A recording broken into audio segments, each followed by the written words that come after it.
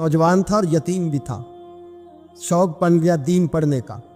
महल्लेदार इलाके वाले कहने लगे कहाँ से कमाएगा, ना बाप है, ना माँ है, ना घर है, कहाँ से। हजरत रूमी कहते हैं नौजवान ने जंगल में झोंपड़ी लगा ली। वहाँ वो सुबह मदरसे जाता, शाम को जंगल में रहता, वहाँ अल्लाह अल्लाह करता, सबक याद करता। एक दिन बादशाह की बेटी रास्ता भूल गई, जंगल में आई सहेलियों के साथ, बॉडीगार्ड भी साथ थे पर रास्ता भूल गई। खोती खोती शाम हो गई, ऐसी खोई कि जब रात गहरी हो गई तो आके उस नौजवान के पास रुकी और चिल्लाने लगी। शेर के दहाड़ने की आवाज आती है, भेड़िए के बोलने की आवाज आती है। नौजवान अकेला, सहेलियां बिछड़ गई, गार्ड बिछड़ गए।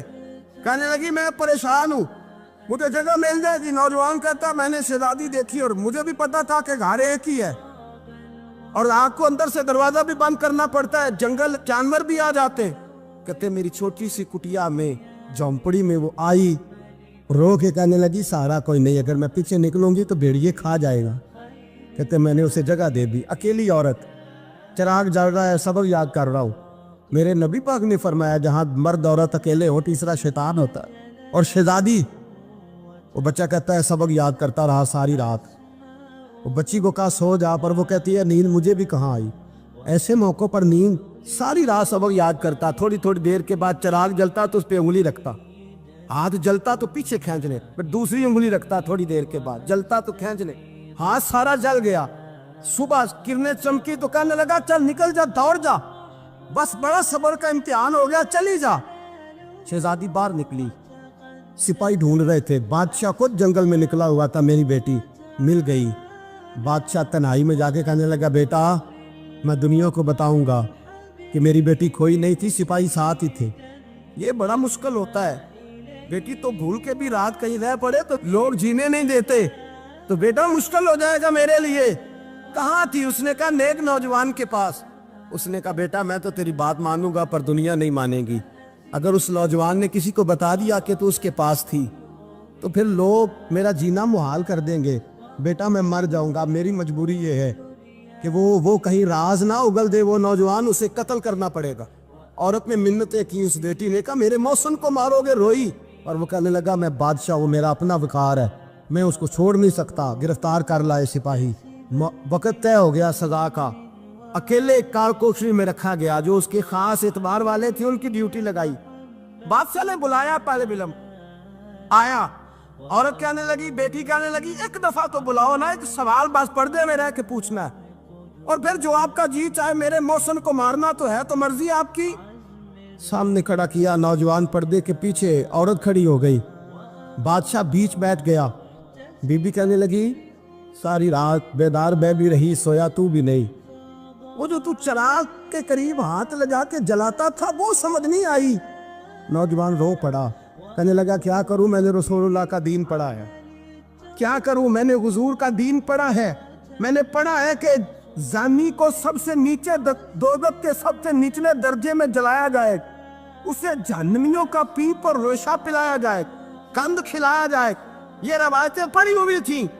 थोड़ी थोड़ी देर के बाद शैतान मुझे कहता था बदकारी कर ले। मैं अपना हाथ उसी वक्त जब शैतान मशवरा देता तो मैं आग पे करता। मैं कहता अगर ये बर्दाश्त हो गई तो वो भी हो जाएगी। जब हाथ जलता तो मैं समझ जाता नहीं तुझसे तो ये नहीं बर्दाश्त होती तो वो कैसे होगी। फिर मुझे शैतान मशवरा देता कोई देख नहीं रहा, तो बुलाने नहीं गया, खुद आई, मैं दूसरी उंगली लगा देता। मैंने हाथ जलाया और मैं समझ गया जब छोटे से चिराग की इतनी सी शमा की आग नहीं बर्दाश्त होती तो दोज़ख कैसे बर्दाश्त होगी। कहता मैं बाज आया। बादशाह ने ये कहानी सुनी, लफ्ज सुने तो चीख मार के रोया। कहने लगा तालिब इल्म तू तो मेरे नबी का सच्चा गुलाम है, और मेरे रसूल के जो सच्चे गुलाम होते हैं उन्हें फांसियां नहीं दी जाती, उन्हें तख्त पर बिठाया जाता है। अब तुझे सजा नहीं होगी बल्कि मैं अपनी बेटी का निकाह तेरे साथ करूंगा और मेरे बाद इस सल्तनत का बादशाह भी तू ही बनेगा। अब वो नौजवान वहां नारे लगा रहा है, कहता लोगों तुम मुझे कहते थे दीन से क्या मिलता है, दीन से तो अल्लाह तख्त व ताज भी अता फरमा देता है। अगर नौजवान शर्मो हया वाले बन के रहे अल्लाह सारी इज्जतें दे देगा। देखे ना अल्लाह के फजल से इज्जत मिलती है, और जब कोई इज्जतदारों जैसा काम ही ना करे। एक बात और अर्ज करनी है पर वक्त थोड़ा रह गया। जवानों मैं ना जब कभी परेशान होता हूँ ना तो मैं ये वाली बात खोल के पढ़ता हूँ वाला, ये बात ढारस बनाती है। ढारस توانائی دیتی ہے, پورا مضمون باندھا ہے. اعلیٰ حضرت کہتے ہیں بہروپیہ تھا, مداری, روپ بدل بدل کے دکھایا کرتا تھا, بادشاہوں سے انعام لیتا تھا. ایک دن اورنگزیب عالمگیر کے پاس آ گیا, کہنے لگا میں روپ بدلوں گا, اگر آپ پہچان نہ سکے تو میں انعام لوں گا. آپ نے فرمایا میں کوئی ایسے ویسا بادشاہ نہیں, کہا مجھے دھوکہ دینا مشکل ہے. کہا نہیں میں روپ بدلوں گا. حضرت اورنگزیب عالمگیر بڑے نیک بادشاہ گزرے, بڑے پرہیزگار. وہ بہروپیہ کہنے لگا میں روپ بدلوں گا, آپ نہیں پہچان سکیں گے. فرمایا چل جتنا تیرے اندر زور ہے لگا لے. حضرت نے اعلان کیا کہ میں نے فوجی بھرتی کر دیں, 2 ماہ کے بعد ٹیسٹ ہوگا. وہ 2 مہینے دوڑتا رہا, رنگ روپ بناتا رہا, آیا ٹیسٹ دینے, 2-3 سپاہیوں کا امتحان لیا. اس کی باری آئی تو 10 روپے دیے, کہنے لگے تیرے آنے جانے کا کرایہ میں نے تجھے پہچان لیا ہے. کچھ دنوں کے بعد جانے لگے سفر پر, تو بھکاری آ گئے خیرات مانگنے. اس نے بھی سارے منہ پر سیاہی مال لی, کپڑے پھاڑ لیے, سر کے بال مڈا لیے, پگے تک کٹا لی, بدرنگ ہو کے آیا. کاسا آگے کیا تو حضرت نے 10 روپے ڈالے, کہنے لگے تیرے آنے جانے کا کرایہ میں نے پہچان لیا ہے.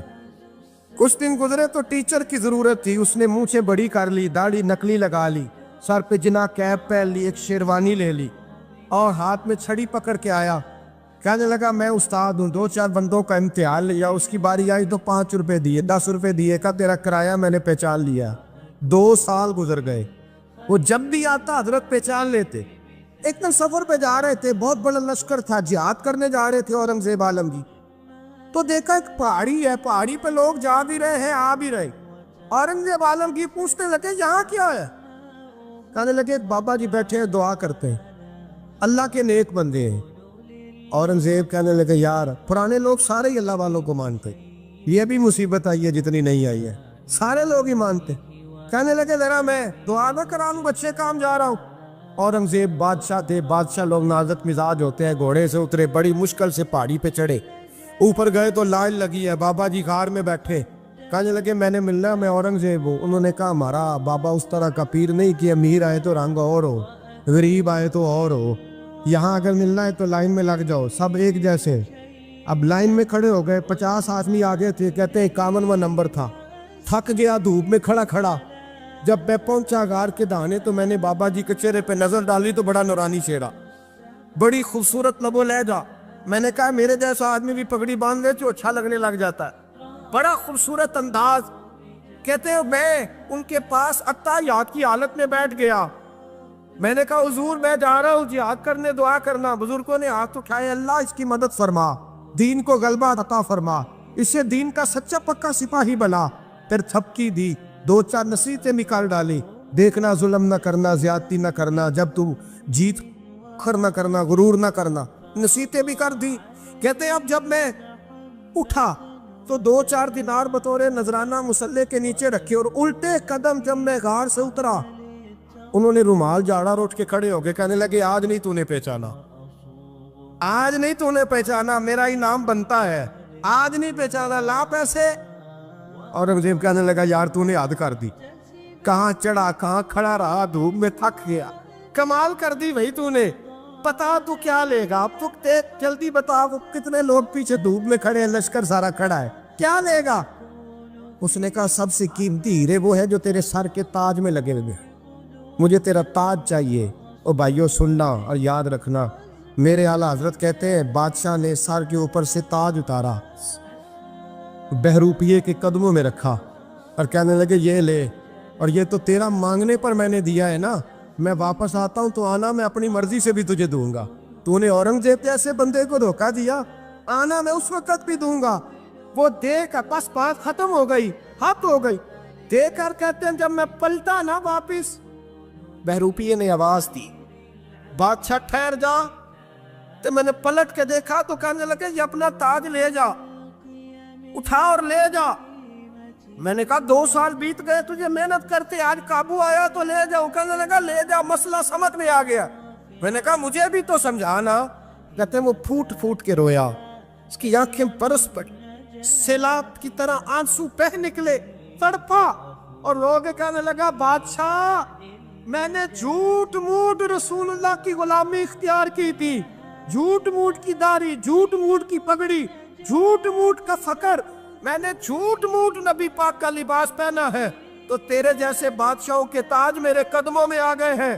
अगर मैं सचमुच रसूलुल्लाह का गुलाम बनूंगा तो अल्लाह क्या कुछ अता फरमाए, अल्लाह कितनी नेमतों से नवाजे। मेरे आला क्या फरमाते हैं, आला हज़रत फरमाते हैं फरिश्ते भी करते हैं ताज़ीम मेरी। कौन जी? अल्लाह। ऐसा अकीदा भी कम मिलेगा जो बरेली के इमाम का अकीदा है, ऐसा भी कम। कहते हैं फरिश्ते भी करते हैं ताज़ीम मेरी। क्यों? फरमाने लगे फिदा हो के उन पर ये इज्जत मिली। बगदाद के एक दरवेश आलिम थे, तो वो जब भी नमाज पढ़ाते ना तो किसी ताजर की 2 बीवियों के बारे में दुआ मांगते। तो जो है मेरी बात पर, नमाज पढ़ाते तो कहते अल्लाह उस ताजर की 2 बीवियों को अपनी खास रहमतें अता फरमा। एक दिन लोग उनके गिर्द इकट्ठे हो गए, कहने लगे बाबा जी बताएं तो सही वो बीवियां कौन थी जिनके लिए आप दुआ मांगते। तो फरमाने लगे मेरे शहर का एक ताजर था, बहुत बड़ा ताजर था, मालदार था पर बे औलाद था। उसे बगदाद से मुल्क शाम जाना पड़ता था तिजारत करने, और कई कई महीने उसे शाम के मुल्क में रहना पड़ता था। उसने इस तरह किया कि वहां भी एक शादी कर ली। तो जो है ना मेरी बात पर, क्या कर लिया उसने? दूसरी शादी करना मर्द के लिए जायज़ है, तीसरी करना भी, चौथी करना भी भैया के वक्त, मगर अगर इंसाफ कर सके तो। अगर चारों में हम ना आधा मसला सुनते हैं और आधा ही बयान करते हैं, अगर इंसाफ ना कर सके फिर उसके लिए 4 जायज़, फिर वो एक ही रखेगा। तो अजीज दोस्त, दूसरा निकाह कर लिया, शादी हो गई। अब वो वहाँ कुछ ज़्यादा वक्त गुजारने लगा, मालदार आदमी था, बीवी को मकान भी लेके दे दिया। अब वो जरा देर से आता वापिस, और जब आता भी तो उसके वो वाले अंदाज ना होते जो पहले हुआ करते थे। अब बीवी से बड़ा जासूस भी कोई नहीं होता, उसको तो पहले पता चल जाता है कि माजरा क्या है, उसे बड़ी खबर होती है। तो उसने महसूस कर लिया कि बदले बदले से मेरी सरकार नज़र आते। वो कहने लगी अब के जब आता जाता है तो इसके हालात कुछ बदले बदले से हैं, माहौल कुछ और है। उसने एक बूढ़ा आदमी जो उसका अजीज़ भी था और समझदार भी था उसको तैयार किया। कहने लगी अब के जब मुल्क के शाम जाए ना तो इसका पीछा करना और ख़बर करना कि कहाँ रहता है, कहाँ जाता है, क्या करता है। वो बूढ़े बुजुर्ग जो थे वो खातून के कहने पर कुछ उसने किराया भी दिया। वो उस ताजर के पीछे गए और वापस आके खबर दी। कहने लगे कि ये तो 2-3 साल बीत गए, इसने वहाँ भी शादी की हुई है, तुझे बताया ही नहीं। बीवी बड़ी समझदार थी, हौसला मंद, ज़ीरत, उसने शोर नहीं मचाया। उसने कहा कि मैं ना अब जब आएगा ना तो तरीके से बात करूँगी और पूछूंगी कि ऐसा क्यों किया। और ये भी उसने आके बताया कि अगर तेरे साथ निकाह के बाद उसे औलाद नहीं मिली तो औलाद वहाँ भी कोई नहीं, कि मुकम्मल तफसीलात। अब जब इस दफ़ा खामद आया तो आते ही वो बीमार हो गया, कमज़ोर होने लगा। अब खातून ने मुनासिब नहीं समझा कि आते ही धड़ाम से मैं उसके सर पर ये ठोड़ दूँ कि तूने निकाह किया हुआ है और मुझे बताया नहीं। वो जरा तसल्ली में रही, कुछ वो बीमार था, हौसला रखा, खिदमत करती रही। कुछ दिन गुजरे तो वो ताजर इंतकाल कर गया, फौत हो गया। अब राज खोल न सका, इद्दत गुजारी, और जब सारा माल जमा किया ना तो अशरफियों की बोरियां भर गई। सारा माल उस बीबी का, 4 बोरियों में अशरफियां, 4। यहाँ तो पेट का दोज़ख है, माज़ अल्लाह, भरता ही नहीं। हाल मिन मजीद, हाल मिन मजीद। वो जो कहते थे ना कि बस बाहर चला जाऊं और बाहर मैं कुछ थोड़े से पैसे कमा के 2-3 साल में लौट आऊँगा, फिर यहाँ आके कोई कारोबार करूँगा, वो गए हैं तो वापस नहीं आए। वो जो कहते थे ना बस मैंने इतना सा कारोबार करना है कि मकान बन जाए, उन्होंने 4 मकान भी बना लिए हैं, लेकिन ब्रेक हल में मजीद की दौड़ है। अब 4 बोरियां उस औरत ने छुपाए रखी। कोई बंदा नहीं जानता बगदाद में कि मुल्क के शाम में ताजर की दूसरी बीवी भी है। जब वो फारिग हुई तो उसने उस बूढ़े जासूस को फिर बुलाया और 2 बोरियां ऊंट पे रखी, खुद भी साथ बैठी और मुल्क के शाम गई। अल्लाह अकबर। वह बुजुर्ग कहते हैं मैं ऐसे नहीं दुआ करता। उसको जाके कहने लगी मैं अकेली वारिस नहीं हूँ, आधे की वारिस तू भी है।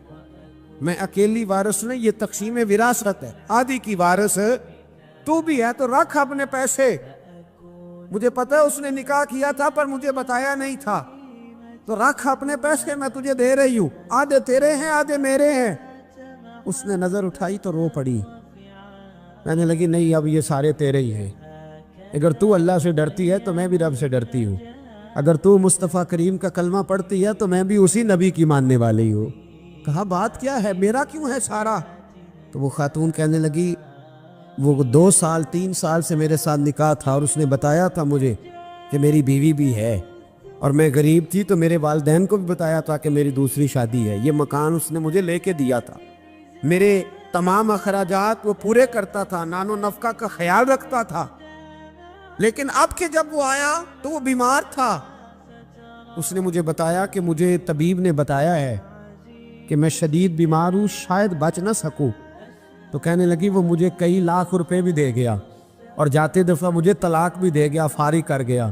کہنے لگا تو جہاں چاہے میرے بعد نکاح کر سکتی ہے، اور کہنے لگا میں چاہتا تھا پہلی بیوی کو بتا دوں، موقع نہیں بنا اور اس کا دل نہ ٹوٹے، بتا نہیں پایا، لہذا وہ مجھے ڈھیر سارے پیسے دے چکا ہے، سارا میرا حصہ مجھے پہلے سے دے چکا ہے۔ میری بہن اب یہ 4 بوریوں میں سے 2 میری نہیں بلکہ 4 کی 4 ہی تیری ہے، تو ہی اس کی حقدار ہے۔ تو بزرگ کہتے ہیں مجھے بتاؤ جن کے اندر اس قسم کے تقوی کی جھلک ہو ان کے لیے ہر نماز کے بعد دعا مانگنی چاہیے کہ نہیں مانگنی چاہیے؟ حضرت عمر کے زمانے میں ایک نوجوان تھا، نیک تھا، مسجد جایا کرتا تھا رات کو۔ تو مسجد جا رہا تھا تو رستے میں ایک عورت نے دعوت گناہ دی، ابن عساکر نے اس کو لکھا ہے۔ تو نوجوان تھا، خواہشات تھی، کچھ طبیعت مائل ہو گئی، ابھی ادھر جا ہی رہا تھا کہ کسی نے آیت پڑھ دی والی من خاف مقام ربی جنتان، جو رب کے سامنے کھڑے ہونے سے ڈرے گا اللہ 2 جنتیں دے گا۔ واقعی ڈر گیا، وہ واقعی ڈر گیا، اتنا ڈرا کہ بے ہوش ہو کے گر پڑا۔ بیماری سے لوگ بے ہوش ہوتے ہیں، پیسے ڈوب گئے بے ہوش ہوتے ہیں، بچے کے غم میں بے ہوش ہوتے ہیں۔ سچ بتاؤ کبھی خوف خدا سے بھی بے ہوش ہوتا کوئی دیکھا ہے؟ ہمارے ہاں تو روز مرہ ہی نہیں ہے بھائی، اور بڑی باتیں ہیں بے ہوش ہونے کی، ڈرنے کی، غش کھانے کی۔ بے ہوش ہو کے گر پڑا، بوڑھے باپ کو کسی نے بتایا بچہ بے ہوش پڑا ہے، اٹھا کے گھر لائے، گھر لا کے کہا بیٹا کیا ہوا؟ نوجوان ہے، چڑھتی جوانی ہے پر پاکیزہ بڑی ہے۔ کہنے لگا ابا جی گناہ کی طرف چلا گیا تھا پر میں نے آیت سن لی جو اللہ کے سامنے کھڑے ہونے سے ڈرے گا رب 2 جنتیں دے گا، میں ڈر گیا تھا، رب واقعی 2 جنتیں دے گا۔ باپ رو پڑے، ابا جی کی آنکھوں میں آنسو آئے اور کہا پتر اللہ بڑا مہربان ہے، اس کے وعدے سچے ہیں، واقعی 2 جنتیں دے گا۔ اس نے پھر ایک چیخ ماری اور اس طرح کی ماری کہ اس کی روح ہی پرواز کر گئی، روح ہی پرواز کر۔ کشتگان خنجر تسلیم را، عشق کی خنجر سے قتل ہو گئے لوگ۔ صبح حضرت عمر کو پتہ چلا کہ انہوں نے تو رات جنازہ بھی پڑھ دیا، تدفین بھی کر دی۔ جناب عمر فرمانے لگے اتنا نیک نوجوان خوف خدا سے دنیا سے چلا گیا، مجھے کیوں نہیں بلایا میں جنازہ پڑھتا؟ فاروق اعظم فرما رہے ہیں میرا شوق تھا میں اس کا جنازہ پڑھتا۔ کہ حضور